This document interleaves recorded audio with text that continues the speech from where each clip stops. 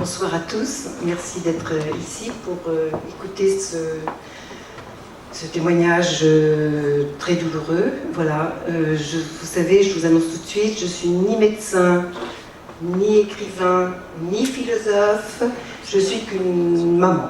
Voilà, je suis une maman qui s'occupe de son fils, mais voilà, depuis 2 ans, un peu plus de 2 ans, nous sommes, mon mari et moi, au chevet de Vincent.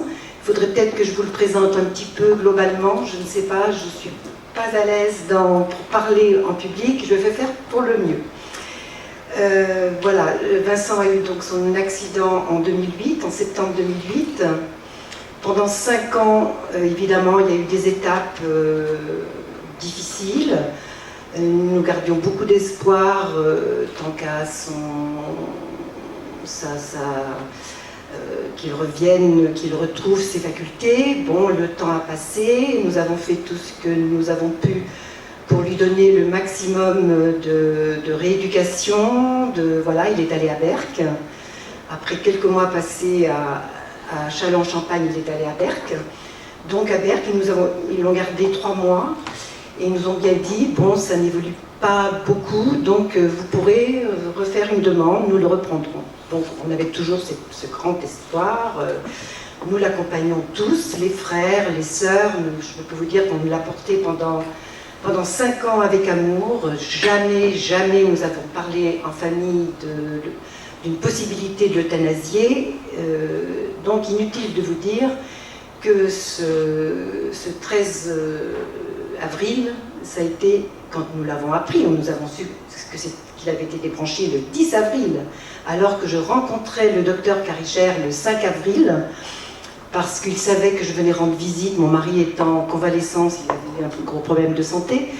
Donc, une fois que j'étais rassurée de son état, je suis partie à Reims pour voir Vincent, du fait que j'avais été presque 2 mois sans le voir. Mais nous entretenions le contact par le téléphone, voilà, même s'il n'y avait pas de réponse, on essayait de garder le fil, on lui écrivait, et voilà, on lui lisait des lettres. Bon, ceci dit, donc le 5 avril, j'annonce à ma belle-fille que j'allais prendre le train pour rendre visite à Vincent, et il y a dû y avoir le docteur Cariger en arrivant, et donc il m'appelle, j'étais dans le train, j'ai eu son message à l'arrivée, je passe, il faut que je regarde ma montre quand même, pour laisser la parole aux autres. Donc là, il m'a convoqué en disant, voilà, il faut que je vous vois absolument. J'ai senti qu'il y avait quelque chose qui se passait, j'ai téléphoné à mon mari, il m'a dit non, je ne l'ai pas appelé. Bon, je me suis dit, bon, j'ai senti que quelque chose arrivait. Et donc je l'ai vu le 5, oui, c'est le 4 qui m'a téléphoné, je l'ai vu le 5, et de là, il y avait toute l'assistance de l'hôpital qui était là, enfin, psychologue, infirmière générale, tout ça. Et là, avec des beaux mots, on me demandait qu'il fallait que je fasse un cheminement avec Rachel, il ne fallait surtout pas la culpabiliser, etc. Bon, moi, ça a duré pendant un quart d'heure, 20 minutes, j'ai écouté, j'ai craqué, mais je me suis reprise. Et là, je lui dis, bon, je vois où vous voulez en venir, dites-le moi tout de suite, j'ai bien compris où vous voulez en venir. Donc, il m'a dit, oui, mais il faut faire un cheminement, il faudra qu'on se revoie. Alors là, je lui ai dit, écoutez, Vincent a un père et une mère, mon mari est en convalescence, nous reviendrons vous voir. J'ai même dit, nous allons prier, réfléchir et nous prendrons un rendez-vous avec vous. Donc mon mari, j'ai été très choquée évidemment, et mon mari a pris un rendez-vous le jour même, je l'ai appelé bien sûr, il a pris un rendez-vous le jour même, et nous avons donné un rendez-vous le 15 mai. Voilà, le 15 mai. Bon, moi j'étais, bien sûr, ça m'a choquée, j'étais très choquée, le ciel me tombait sur la tête, et je me suis dit, bon, on a un cheminement, on va réfléchir, on va parler, ils vont nous entendre, on va se faire entendre, etc. Manque de peau, le 10 avril, vous comprendrez après selon ce que je vais vous dire, le 10 avril, on débranche Vincent. Moi, j'étais repartie chez moi, je suis restée que 3 jours à Reims pour retrouver mon mari, et le 13 avril, on a un coup de fil d'un de nos enfants qui était venu le voir, il était en vacances, et de là, ils se sont rendus compte qu'il n'y avait plus de pub, il n'y avait plus rien. le tuyau seulement de l'hydratation et de l'alimentation. Parce qu'il n'est pas branché, comme vous avez bien compris, je pense. Je ne sais pas, le docteur Jean Blanc a dû vous l'expliquer, je ne sais plus. Donc là, je ne comprenais pas. Mon mari me dit, mais qu'est-ce qu'il y a? Bon, bref. Il a fallu qu'un des enfants qui habite à Avignon vienne nous le dire. Je ne comprenais pas. J'en arrivais, je ne comprenais pas. Il fallait cheminer. Bon. Et de là, bien évidemment, ça a été le coup dur. Notre fils nous l'a annoncé. Ça a été un coup terrible, mais il a fallu se reprendre, de grouper nos affaires et partir de nuit, voire aller au chevet de notre fils. Donc nous avons roulé de nuit, et nous avions rendez-vous avec le docteur Carigère à 11h, et nous sommes arrivés à 10h. Donc nous avons pu aller directement au chevet de notre fils, qui a pleuré. Quand il nous a vus arriver, il a pleuré. Si bien qu'un de son frère qui nous accompagnait s'est retrouvé, il a pleuré, mais ça a été effarant, ça a été très dur. Son frère a été très étonné, il a eu presque peur, il s'est mis au pied du lit et moi je l'ai pris dans mes bras, je l'ai embrassé, je lui ai dit Vincent, nous sommes là, n'aie pas peur. Bon, je l'ai essayé de le réconforter, l'heure tournait, on voyait le docteur Carigère qui faisait les 100 pas.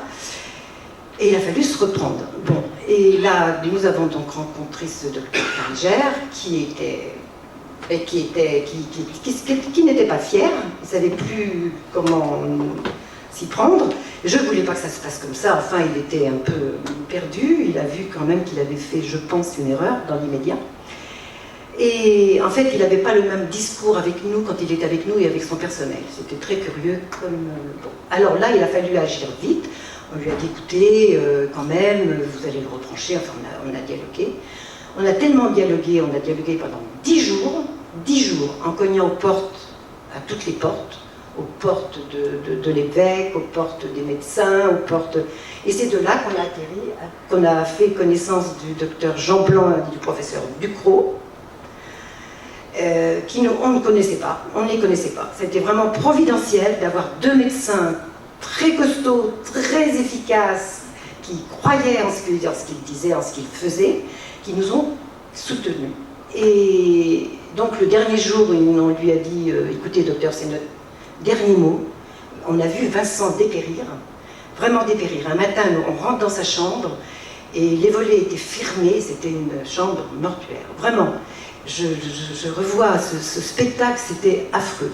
Vincent avait retrouvé son visage d'adolescent, très peu d'urine rouge dans la poche d'urine. Je regarde mon mari, qui est quand même médecin en retraite, mais qui est médecin. Je lui dis, mais Pierre, qu'est-ce qui se passe? Qu'est-ce qu'on fait? Et Pierre, il me dit,